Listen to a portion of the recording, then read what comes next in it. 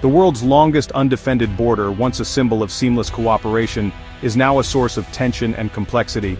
Stringent new travel policies from both the US and Canada have upended the ease of cross-border movement, affecting families, businesses, and communities. The iconic drive to Alaska, once a rite of passage, is now fraught with obstacles. Canadian wildfire restrictions and a cooling diplomatic climate have made the journey uncertain. With President Trump's renewed travel ban and Canada's internal wildfire-driven movement restrictions, the border has become a maze of rules, fundamentally altering North American travel. The open-door era has ended, replaced by guarded gates and a new sense of separation. In a move that's making headlines across the country, prominent Canadian organizations, most notably the Girl Guides of Canada, are suspending all travel to the United States. This isn't a government mandate or a political statement handed down from above, but rather a proactive decision rooted in deep concern for inclusivity, safety, and the well-being of every member. The Girl Guides decision, which takes effect on September 1, 2025, is a direct response to growing fears that new U.S. border policies could subject some members, especially those from diverse backgrounds, to discrimination, invasive questioning, or even denial of entry. Following their lead, several Canadian school boards have also canceled planned trips to the U.S., aiming to protect students who might face extra scrutiny or feel unwelcome because of their ethnicity, religion, or identity. While these decisions have disrupted long-standing traditions and anticipated adventures, they've sparked a wave of support across the country. The hashtag #StayInCanada is trending, as citizens rally around the idea of exploring their own backyard and supporting local communities. The impact of these choices is already visible. Canadian travel to the U.S. has dropped sharply, with border crossings that were once bustling now noticeably quieter. Car trips across the border are down by a staggering 33%, a clear sign of changing priorities.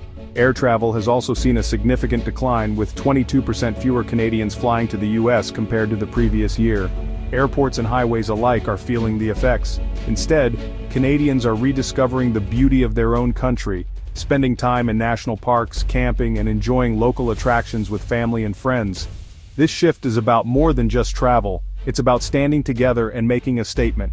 The message is unmistakable. When it comes to travel, Canadian values of safety, inclusion, and solidarity come before vacations abroad. The Trump administration's sweeping travel ban, set to take effect on June 9, 2025, marks one of the most significant changes to U.S. immigration policy in recent years.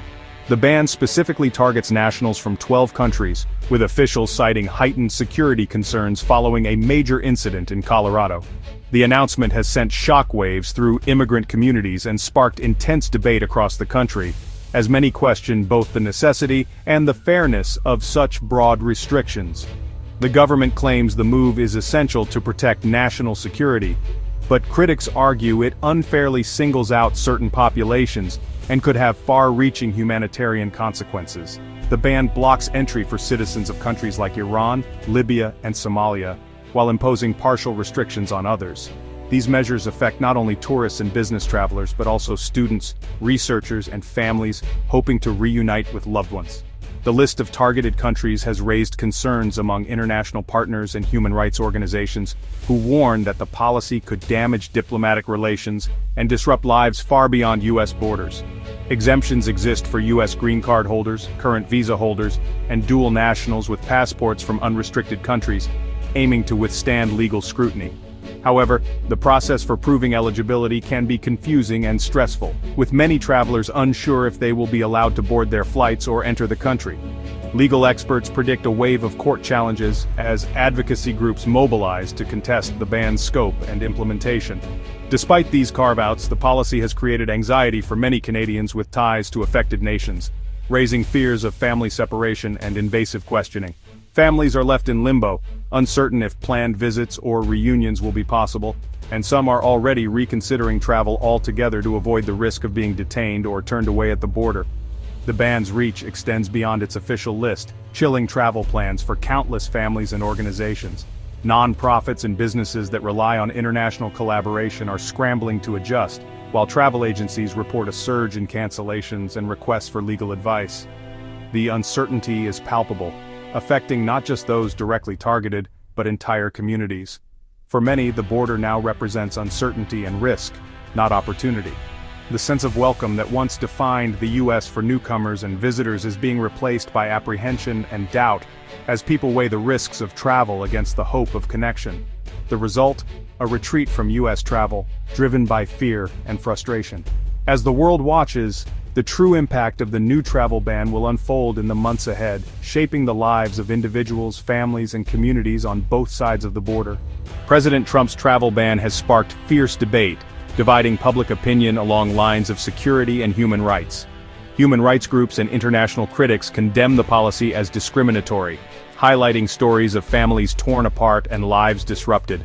Some countries like Chad have retaliated with their own visa restrictions against Americans. Legal challenges and protests have erupted across the U.S., with opponents calling the ban un-American. Supporters, however, argue the ban is a necessary response to security threats, pointing to recent attacks as justification.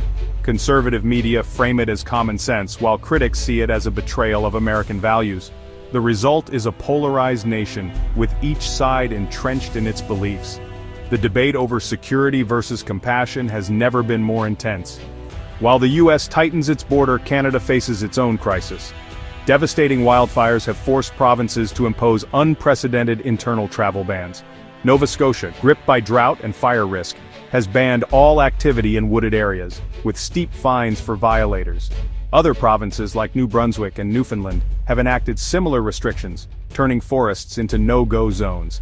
These measures, though controversial, are seen as essential to prevent human-caused fires. Critics argue they infringe on civil liberties, but supporters point to the urgent need for public safety. The result: movement within Canada is now as restricted as crossing the international border. The new reality of North American travel is best seen through the eyes of ordinary families like the Millers, an adventurous American family from Montana, who have long dreamed of driving the legendary Alaska Highway, and the Tremblays, a close-knit Canadian family from Quebec who for years have made a tradition of spending their summers in the rolling green hills of Vermont. This year, the Millers find themselves facing a maze of wildfire closures, unpredictable weather, and ever-changing travel regulations. What was once a simple road trip has become a logistical nightmare filled with uncertainty and frustration. Meanwhile, the Tremblays, whose mother is a dual citizen from Iran, must weigh the risks of increased border scrutiny and the possibility of being turned away. Fearing long waits, invasive questions, and the heartbreak of denied entry, they reluctantly cancel their Vermont plans, and instead, choose to vacation closer to home, exploring the lakes and forests of Quebec. These decisions, echoed by thousands of families on both sides of the border, are quietly reshaping the rhythms of tourism, commerce, and family traditions across the continent. The border, once a mere formality for many, has become a real and sometimes insurmountable barrier, disrupting lives, plans, and the sense of connection that once defined the region. The economic impact is felt as Canadian dollars, once spent freely in American border towns, now remain at home, leaving once bustling main streets eerily quiet, shops shuttered, and local economies struggling to adapt to the new normal. But perhaps the greatest cost is personal. Cherished routines, annual reunions, and cross-border friendships are put on indefinite hold. For many, the continent feels not only smaller but more divided and uncertain than ever before. The convergence of political and environmental restrictions is straining the U.S.-Canada relationship at every level. Economic ties are fraying as tourism and business travel decline, hurting border communities and disrupting supply chains. Culturally, fewer exchanges mean fewer opportunities for understanding and friendship, especially among young people. The Girl Guide's decision to avoid the U.S. signals a generational shift. Future Canadians may grow up with less connection to their southern neighbors. Stereotypes and suspicion risk replacing the trust that once defined the partnership. The open, undefended border is now a memory, replaced by caution and uncertainty. The challenge ahead: can the two countries rebuild the trust and openness that once set them apart? As of August 14, 2025, the future of U.S.-Canada relations hangs in the balance, tested by politics and disaster. The path forward demands renewed diplomacy, empathy, and a commitment to shared values on both sides of the border. Leaders must prioritize dialogue over division, while citizens and organizations work to maintain the personal ties that transcend policy.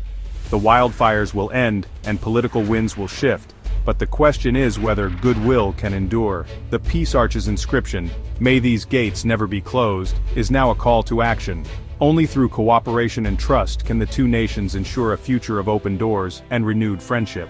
The next chapter of this partnership depends on choices made today, by governments, communities, and individuals alike.